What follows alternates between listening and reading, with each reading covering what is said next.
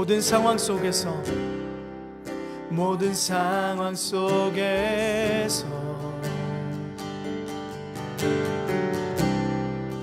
주를 찬양할지라. 주는 너의 큰 상급, 주는 너의 큰 상급.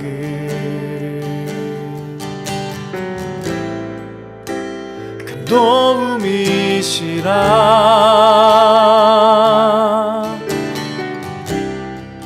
주의 얼굴 구할 때 주의 영을 보사, 주의 영을 부으사 크신 사랑 안에서, 크신 사랑 안에서 주를 보게 하소서, 주를 보게 하소서. 내 영혼이 확정되고 확정되어 싸우니 믿음의 눈들어 주를 바라봅니다. 내 영혼이 확정되고 확정되어 싸우니 믿음의 눈들어 주를 바라봅니다. 여러분 반갑습니다. 이 아침에 위드 가수로 함께 나눌 하나님의 말씀은 로마서 2장 17절에서 29절까지입니다. 그런데 그대가 유대 사람이라고 자처한다고 합시다. 그래서 그대는 율법을 의지하며 하나님을 자랑하며 율법의 가르침을 받아서 하나님의 뜻을 알고 가장 선한 일을 분간할 줄 알며 눈먼 사람의 길잡이요 어둠 속에 있는 사람의 빛이라고 생각하며 지식과 진리가 율법의 구체화된 모습으로 들어있다고 하면서 스스로 어리석은 사람의 스승이요 어린아이의 교사로 확신한다고 합시다. 그렇다면 그대는 남은 가르치면서도 왜 자기 자신은 가르치지 않습니까? 도둑질을 하지 말라고 설교하면서도 왜 도둑질을 합니까? 간음을 하지 말라고 하면서도 왜 간음을 합니까? 우상을 미워하면서도 왜 신전의 물건을 훔칩니까? 율법을 자랑하면서도 왜 율법을 어겨서 하나님을 욕되게 합니까? 성경에 기록된 바 너희 때문에 하나님의 이름이 이방 사람들 가운데서 모독을 받는다 한 것과 같습니다. 율법을 지키면 할례를 받은 것이 유익하지만 율법을 어기면 그대가 받은 할례는 할례를 받지 않은 것으로 되어버립니다. 그러므로 할례를 받지 않은 사람이 율법의 규정을 지키면 그 사람은 할례를 받지 않았더라도 할례를 받은 것으로 여겨질 것이 아니겠습니까? 그리고 본래 할례를 받지 않았더라도 율법을 온전히 지키는 사람이 율법의 조문을 가지고 있고 할례를 받았으면서도 율법을 범하는 사람인 그대를 정죄할 것입니다. 겉모양으로 유대 사람이라고 해서 유대 사람이 아니요 겉모양으로 살갗에 할례를 받았다고 해서 할례가 아닙니다. 오히려 속사람으로 유대 사람이니가 유대 사람이며 율법의 조문을 따라서 받는 할례가 아니라 성령으로 마음에 받는 할례가 참 할례입니다. 이런 사람은 사람에게서가 아니라 하나님에게서 칭찬을 받습니다. 아멘. 지금 우리는 바울이 로마 교회에 보낸 편지를 따라서 읽고 있습니다. 이 편지에서 바울은 자기가 어떤 복음을 전하고 있는지 로마 교회에 상세하게 소개하고 있습니다. 바울이 자신을 상세하게 소개해야 했던 이유는 단순히 로마 교회와의 신분이 없었기 때문만은 아닙니다. 오히려 더 큰 이유가 있는데 그것은 바울이 교회 안에서 비주류였기 때문입니다. 지금 우리야 바울을 대단한 사도로 생각하고 있지만 생전에 바울은 철저한 비주류였습니다. 왜냐하면 이방인에게 전도하면서 꼭 할례를 받을 필요가 없다고 이야기를 해서 유대인들의 미움을 샀기 때문입니다.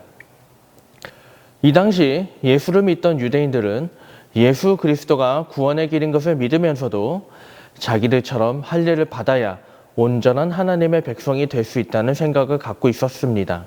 그 결과 할례를 받은 자기들은 완전한 하나님의 백성이 되었다는 특권의식을 갖고 있었고 그렇지 못한 이방인은 같은 성도이면서도 속으로 깔보면서 보고 있었습니다. 그런데 과연 하나님도 그렇게 보고 계실까요? 바울은 29절에서 이렇게 말합니다. 오히려 속사람으로 유대 사람이니가 유대 사람이며 율법의 조문을 따라서 받는 할례가 아니라 성령으로 마음에 받는 할례가 참 할례입니다.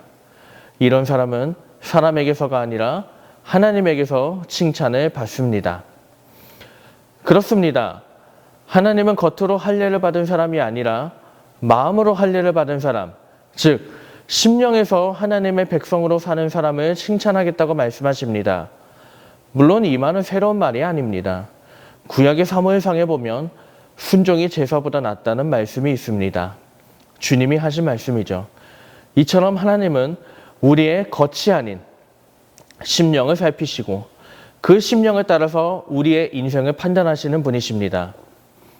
그러므로 하나님의 백성이라고 자처하는 유대인들은 무엇을 살펴야 했습니까? 겉모습이 아닌 그들의 심령이 하나님 앞에서 바르게 섰는지 점검해야 했습니다. 사랑하는 여러분, 그 하나님께서 지금 이 시대에 우리들을 자신의 백성으로 부르셨습니다. 그런데 그 하나님 앞에서 우리는 어떻게 살고 있습니까? 겉으로만 십자가 목걸이를 차고 성경책을 들고 다니는 것으로 만족하고 계시지 않습니까? 여러분, 겉으로만 신앙인으로 꾸미려고 하지 맙시다. 오히려 내 속사람에서 하나님의 말씀에 순종하고 그 속사람에서 우러나와서 하나님의 말씀대로 살아가기를 원합니다. 이제 또다시 시작되는 하루, 우리가 살아갈 이 하루가 말씀대로 그렇게 우리 속사람으로 말씀에 순종하며 살아가는 그런 하루가 되기를 바라며 결단하는 우리가 되기를 주님의 이름으로 축원합니다. 기도하시겠습니다. 오늘 말씀 보면서 어떤 걸 느끼셨어요? 오늘 참 사실 마음의 할례라고 하는 굉장히 유명한 그 로마서의 본문이었는데 다시 보고 다시 묵상해도 그 마음의 할례라고 하는 게 굉장히 마음에 와닿더라고요. 행동은 우리가 꾸밀 수 있는데 사실 마음은 감추어져 있기 때문에 안 보일 거라고 생각하는데 더 진지하게 생각해 보면, 깊이 생각해 보면 우리의 마음을 하나님께서 감찰하신다고 하셨기 때문에 우리의 마음에 있는 것은 겉으로 보이는 행동처럼 오히려 더 꾸밀 수가 없는 정말 진심이 담겨 있는 거니까 하나님이 그 진심을 우리의 진심을 보신다고 한다면 이 마음속에 하나님의 복음으로 새롭게 되고 깨끗해져야겠다. 그렇게 오늘 말씀을 묵상했습니다. 저는 이 설교를 준비하면서 내가 하나님 앞에 진짜 솔직했는가를 한번 생각을 해봤어요. 어떻게 보면 나도 감추고 싶은 부분이 있었죠. 그래서 저는 이 설교를 준비하면서 내가 하나님 앞에 더 솔직하게 기도를 해야겠구나라는 생각이 더 많이 들었어요.